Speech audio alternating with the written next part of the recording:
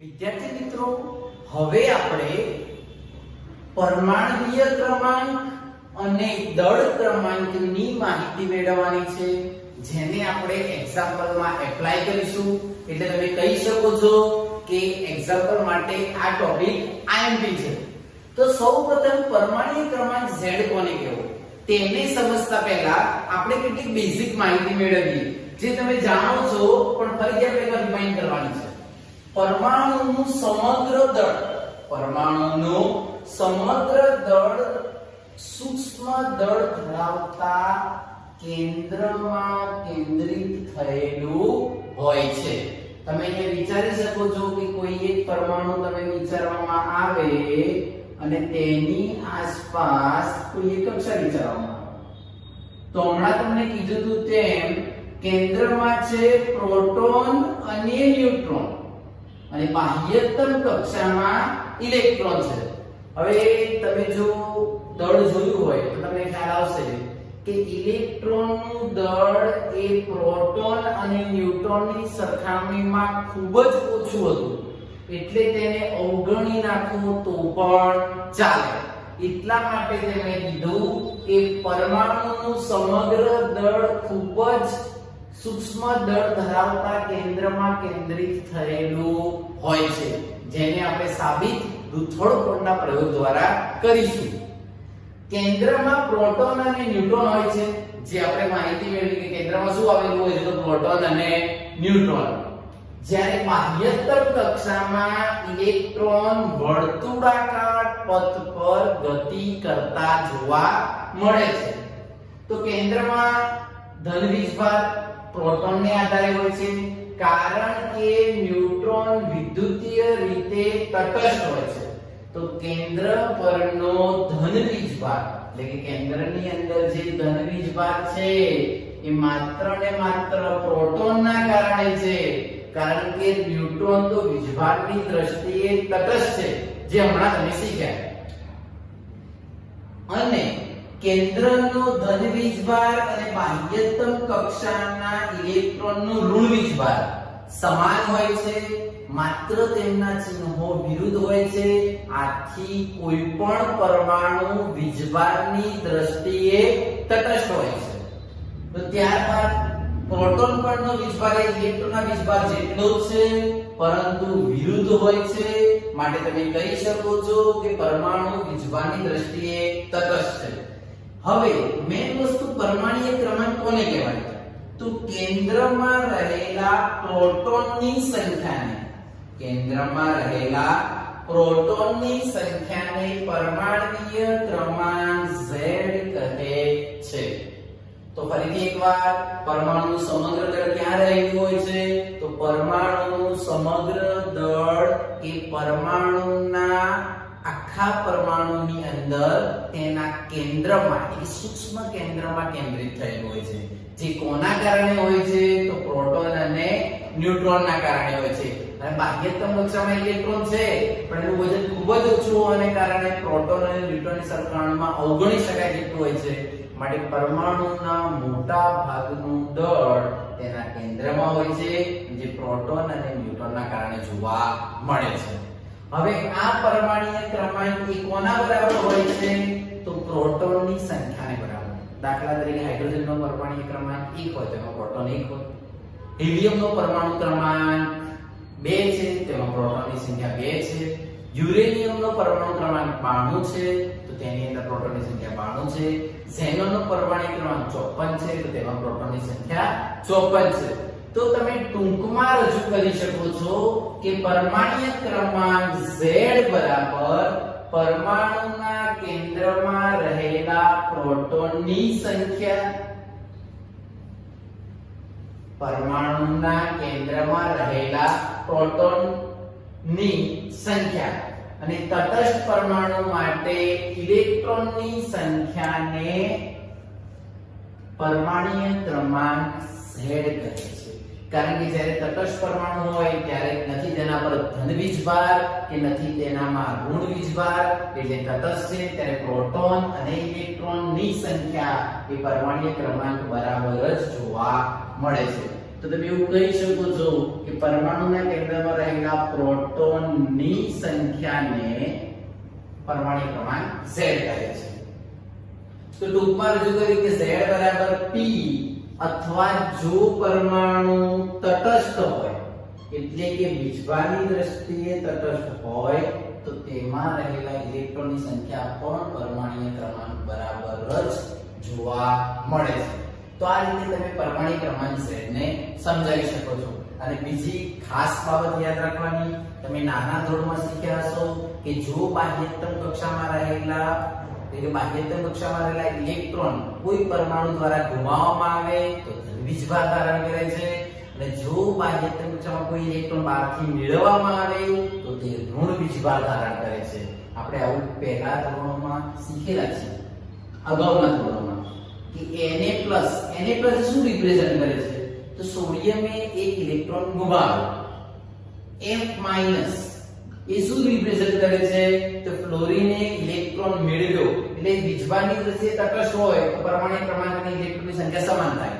પણ જો ધન વીજભાર આવે તો કેટલા ઇલેક્ટ્રોન પરમાણુ ક્રમાંકમાંથી બાદ કરવા પડે, કેટલા ઇલેક્ટ્રોન જોવા મળે. અને ફ્લોરિન આવે એટલે કે ફ્લોરિન પર માઈનસ વીજભાર છે તો માઈનસ વીજભાર જેટલા ઇલેક્ટ્રોન બાદ કરવા પડે તો તમને પરમાણુમાં ઇલેક્ટ્રોનની સંખ્યા મળે છે. હવે વાત કરીએ દળ ક્રમાંક. દળ ક્રમાંકને કહેવાશે A. તો કેન્દ્રનું દળ આગળ જોયું તેમ કોના બરાબર હોય છે? તો પ્રોટોન અને ન્યુટ્રોનની સંખ્યાને આભારી હોય છે, કારણ કે ઇલેક્ટ્રોનનું દળ અવગણી શકાય તેટલું ઓછું હોય છે. પરમાણુના કેન્દ્રમાં આવેલા પ્રોટોન અને ન્યુટ્રોનને સંયુક્ત રીતે ન્યુક્લિયોન્સ કહે છે. VSQ અને MCQ માટે મોસ્ટ ટાઈમ પરમાણુના કેન્દ્રમાં રહેલા પ્રોટોન અને ન્યુટ્રોનની સંખ્યાને સંયુક્ત રીતે ન્યુક્લિયોન્સ તરીકે ઓળખવામાં આવે છે. આમ પરમાણુના કેન્દ્રમાં રહેલા પ્રોટોન અને ન્યુટ્રોનની સંખ્યાના સરવાળાને દળ ક્રમાંક A કહે છે. દળ ક્રમાંક A બરાબર પ્રોટોનની સંખ્યા P, ન્યુટ્રોનની સંખ્યા N. જો તેને તમારે શોર્ટમાં લખવું હોય તો દળ ક્રમાંક A બરાબર પ્રોટોન P અને +N, અથવા તમે આગળ શીખ્યા તેમ કેન્દ્રમાં રહેલા પ્રોટોનની સંખ્યા પરમાણ્વીય ક્રમાંક બરાબર છે તો A = B હોય અને B = C હોય તો A = C લખી શકો કે ના લખી શકો? માટે તમે લખશો કે A બરાબર Z + N. P ની જગ્યાએ Z લખી શકાય છે. હવે N ને કરતા કરો તો N બરાબર A - P, અને અહીંયા N ને કરતા કરો તો A - Z. આમ ન્યુટ્રોનની સંખ્યા તમે પરમાણ્વીય દળ અને પરમાણ્વીય ક્રમાંક ને આધારે શોધી શકો છો, અથવા પરમાણ્વીય દળ અને પ્રોટોનની સંખ્યાને આધારે શોધી શકો છો. હવે આપણે આ થિયરી સમજ્યા બાદ આને એક્ઝામ્પલમાં કઈ રીતે એપ્લાય કરવું, MCQ માં અથવા VSQ તરીકે પૂછાતા એક્ઝામ્પલ છે તેની ચર્ચા કરીશું. તો ખાસ બંને ડેફિનેશન મગજમાં ક્લિયર થઈ જવી જોઈએ કે પ્રોટોનની સંખ્યા એ પરમાણ્વીય ક્રમાંક દર્શાવે છે, પ્રોટોન અને ન્યુટ્રોનની સંખ્યાનો સરવાળો એ દળ ક્રમાંક દર્શાવે છે, અને ન્યુટ્રોન શોધવા માટે તમે દળ ક્રમાંક માઈનસ પ્રોટોન અથવા દળ ક્રમાંક માઈનસ Z એટલે પરમાણ્વીય ક્રમાંક કરી શકો છો. વિદ્યાર્થી મિત્રો, આપણે જેને પરમાણ્વીય ક્રમાંકને Z તરીકે અને દળ ક્રમાંકને A તરીકે દર્શાવતા હતા, A બરાબર P + M અને A બરાબર Z + M, અને જો n ને કરતા કરો તો A - Z અથવા A - P તરીકે તમે દર્શાવી શકો છો. આને એક્ઝામ્પલ તરીકે કઈ રીતે એપ્લાય કરી શકાય તે શીખવાનું છે. તેને સમજતા પહેલા એક મહત્વની બાબત જે તમારે યાદ રાખવાની છે, કોઈ પણ સંયોજનમાં સંજ્ઞા સ્વરૂપે કઈ રીતે લખેલું આવશે તો તમારે તેની અંદર યાદ રાખવાની બાબત, પહેલો ઘટક લઈ લઈએ x, x એ હંમેશા તમને તત્વ રિપ્રેઝન્ટ કરશે. તેની અંદર ડાબી બાજુએ નીચેના ભાગ એ તમને પરમાણ્વીય ક્રમાંક રિપ્રેઝન્ટ કરે છે અને ડાબી બાજુની અંદર ઉપરનો ભાગ એ તમને પરમાણ્વીય દળ રિપ્રેઝન્ટ કરે છે. તો ફરીથી એકવાર યાદ રાખવાની બાબત, x એ શું રિપ્રેઝન્ટ કરે છે? તો તત્વ. z હંમેશા આ સ્થાને હોય તે શું રિપ્રેઝન્ટ કરે છે? તો પરમાણ્વીય ક્રમાંક.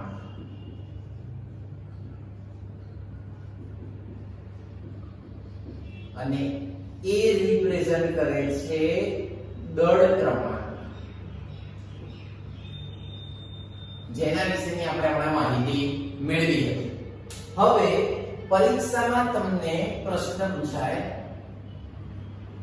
પ્રથમ, આપેલ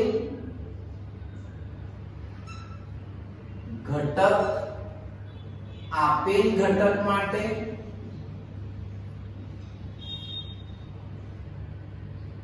પ્રોટોન, ન્યુટ્રોન અને ઇલેક્ટ્રોન ની સંખ્યા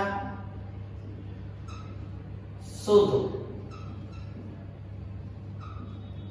આપેલ ઘટક માટે પ્રોટોન, ન્યુટ્રોન અને ઇલેક્ટ્રોન ની સંખ્યા શોધો. તો કઈ રીતે શોધી શકાય? તો તેની અંદર સૌથી પહેલું તમારી સમક્ષ છે Na. અહીંયા 11 આવશે, અહીંયા 23 આવશે. તો Na 11 અને 23 ઉપર સમજાવ્યું તે પ્રમાણે Na એ તત્વ રજૂ કરે છે, 11 એ તેનો પરમાણ્વીય ક્રમાંક રજૂ કરે છે, 23 એ તેનું પરમાણ્વીય દળ રજૂ કરે છે. આથી તમે કહી શકો છો કે પરમાણ્વીય ક્રમાંક Z બરાબર 11 છે, પરમાણ્વીય દળ બરાબર 23 છે. તો તમે પરમાણ્વીય ક્રમાંક અને પરમાણ્વીય દળ અલગ થઈ ગયું. હવે તેની અંદર પ્રોટોન, ન્યુટ્રોન અને ઇલેક્ટ્રોનની સંખ્યા. તો Z is equal to P, એટલે કે જેટલા પ્રોટોન હોય એટલો જ પરમાણ્વીય ક્રમાંક હોય. તો Z બરાબર 11 છે તો પ્રોટોનની સંખ્યા પણ 11 હશે.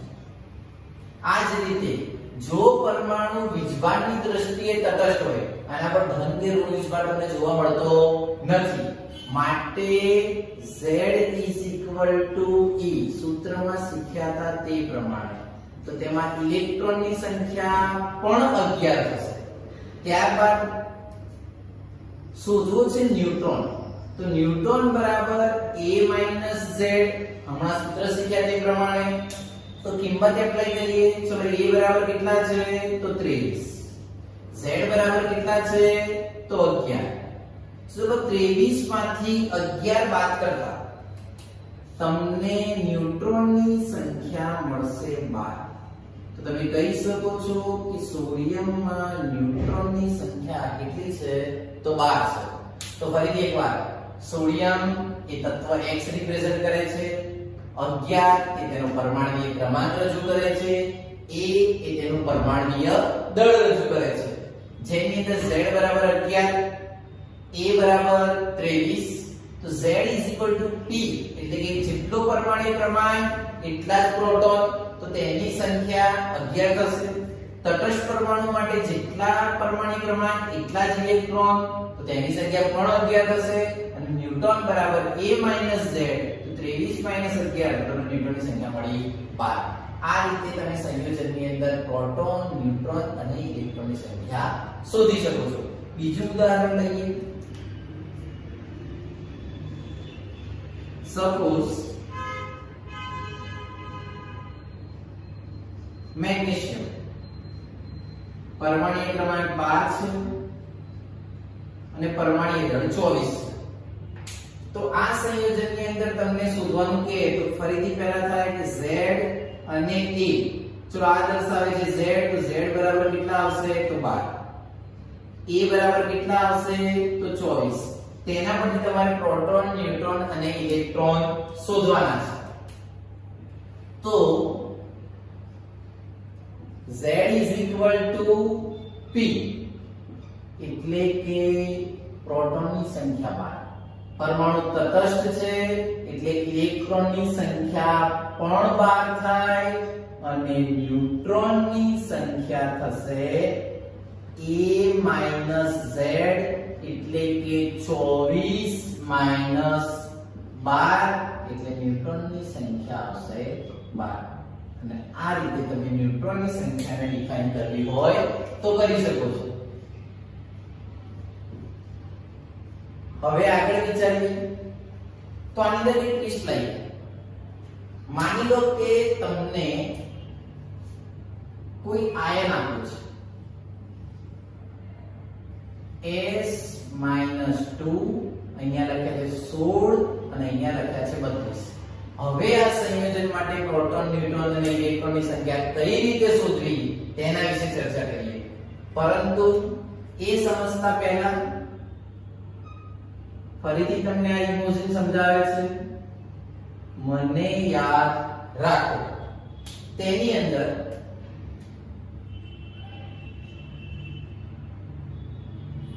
જેટલો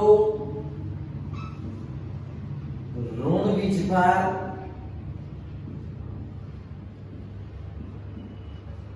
હોય તેટલા ઇલેક્ટ્રોન પરમાણ્વીય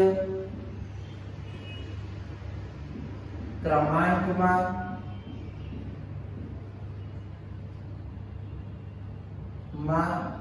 ઉમેરવા પડે છે.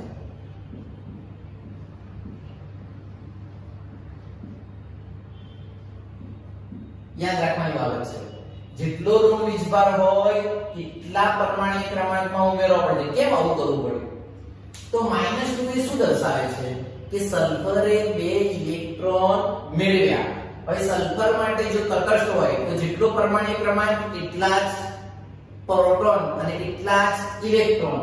પરંતુ -2 એ દર્શાવે છે કે તેણે 2 ઇલેક્ટ્રોન મેળવ્યા, માટે પરમાણ્વીય ક્રમાંકમાં બીજા 2 ઉમેરવા પડે તો તમને ઇલેક્ટ્રોનની કુલ સંખ્યા મળે. આ જ રીતે જેટલો ધન વીજભાર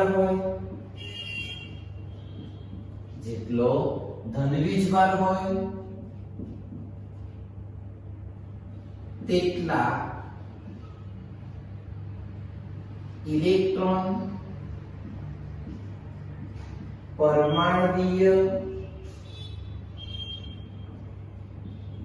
ક્રમાંકમાંથી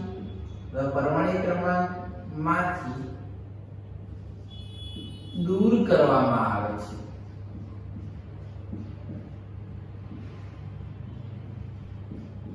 ફરીથી એ જ લોજિક. તટસ્થ પરમાણુ માટે જેટલો પરમાણ્વીય ક્રમાંક એટલા જ ઇલેક્ટ્રોન, પણ ધન વીજભાર એવું રિપ્રેઝન્ટ કરે છે કે તેણે જેટલા ઇલેક્ટ્રોન ગુમાવ્યા એટલે ગુમાવેલા ઇલેક્ટ્રોન પરમાણ્વીય ક્રમાંકમાંથી બાદ કરતા તમને ધન વીજભાર આયનમાં રહેલા ઇલેક્ટ્રોનની સંખ્યા મળે છે. તો આટલી વસ્તુ માઇન્ડમાં ફિટ કરી લેવી જેથી ક્વેશ્ચનમાં ટ્વિસ્ટ કરે તો તમને ખ્યાલ આવે. ફરીથી એકવાર આ વસ્તુ માત્ર ઇલેક્ટ્રોન માટે છે. જો ઋણ વીજભાર હોય તો પરમાણ્વીય ક્રમાંકમાં એટલો ઋણ વીજભાર ઉમેરવાનો તો તમને ઇલેક્ટ્રોનની સંખ્યા મળે, અને જો ધન વીજભાર હોય તો પરમાણ્વીય ક્રમાંકમાંથી એટલા ઇલેક્ટ્રોન દૂર કરવાના તો તમને તેમાં રહેલા ઇલેક્ટ્રોનની સંખ્યા મળે.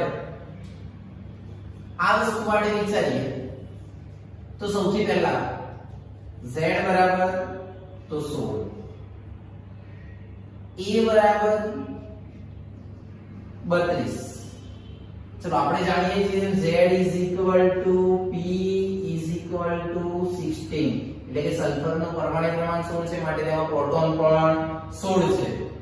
તેમાં ન્યુટ્રોન શોધવા હોય તો ન્યુટ્રોન બરાબર A - P એટલે કે 32 - 16 તો ન્યુટ્રોનની સંખ્યા થઈ જશે 16. હવે વાત કરીએ ઇલેક્ટ્રોનની.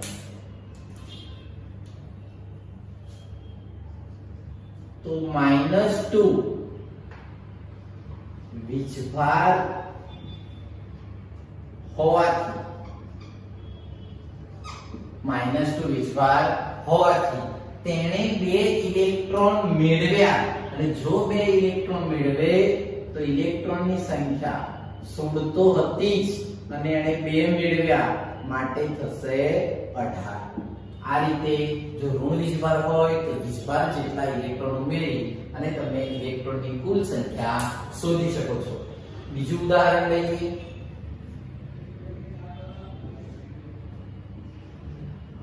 Al+3 Z બરાબર 13 અને પરમાણુ દળ છે 27.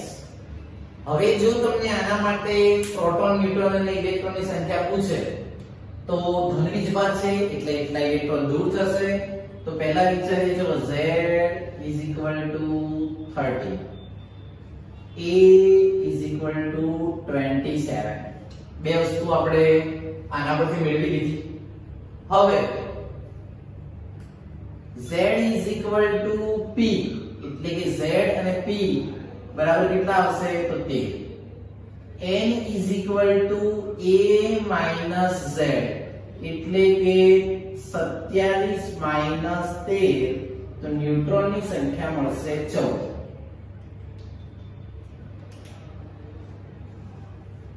ત્યારબાદ +3 વીજભાર હોવાથી તો +3 વીજભાર હોવાથી તમે એવું કહી શકો છો કે તેણે 3 ઇલેક્ટ્રોન ગુમાવ્યા અને 3 ઇલેક્ટ્રોન ગુમાવે તો ઇલેક્ટ્રોન તમારી જોડે પરમાણુ ક્રમાંક 13 છે તેમાંથી 3 ગુમાવશે તો ઇલેક્ટ્રોનની સંખ્યા મળશે 10.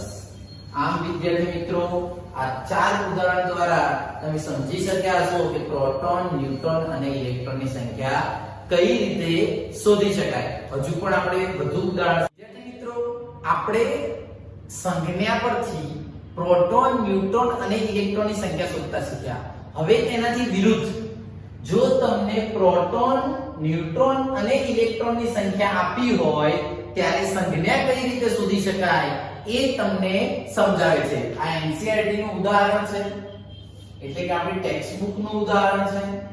એક સ્પીસીસમાં ઇલેક્ટ્રોન, પ્રોટોન અને ન્યુટ્રોનની સંખ્યા. ચલો સૌપ્રથમ જણાવો કે ઇલેક્ટ્રોનની સંખ્યા છે 18, પ્રોટોનની સંખ્યા છે 16 અને ન્યુટ્રોનની સંખ્યા પણ 16 છે. આ આપેલી માહિતી છે જેને આપણે ડેટા કહેવાય, જેને આધારે આપણે સંજ્ઞા શોધવાની છે. તો સૌપ્રથમ હમણાં શીખ્યા તેમ Z બરાબર P, સો તમે લખી શકો છો કે Z બરાબર 16 થયા. પરમાણુ ક્રમાંક 16 ધરાવતું તત્વ કયું? તો તરત તમારા માઇન્ડમાં ક્લિક થાય કે સલ્ફર. ત્યારબાદ વિચારીએ A બરાબર P પ્લસ N, તો પ્રોટોનની સંખ્યા છે 16, ન્યુટ્રોનની સંખ્યા છે 16, તો 32. તો Z બરાબર તમને 16 મળ્યા, પ્રોટોન અને ન્યુટ્રોનની સંખ્યાનો સરવાળો કરીને 32 મળ્યા, જેને પરમાણુય દળ કહે છે, જે મળ્યા 32. હજુ આપણે આ સાચો જવાબ નથી. ઇલેક્ટ્રોન જો ઇલેક્ટ્રોન કેટલા આપ્યા છે તો 18 ઇલેક્ટ્રોન છે. ખરેખર ઇલેક્ટ્રોન તટસ્થ પરમાણુ માટે કેટલા હોવા જોઈએ તો પરમાણુય ક્રમાંકને બરાબર, પરંતુ અહીં પરમાણુય ક્રમાંક કરતા 2 ઇલેક્ટ્રોન વધારે છે. આથી તેણે 2 ઇલેક્ટ્રોન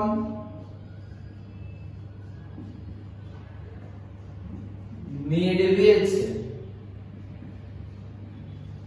2 ઇલેક્ટ્રોન મેળવેલ હોય, જો ઇલેક્ટ્રોન મેળવે તો વીજભાર કયો આવે તો તરત તમારા માઇન્ડમાં ક્લિક થાય કે માઈનસ.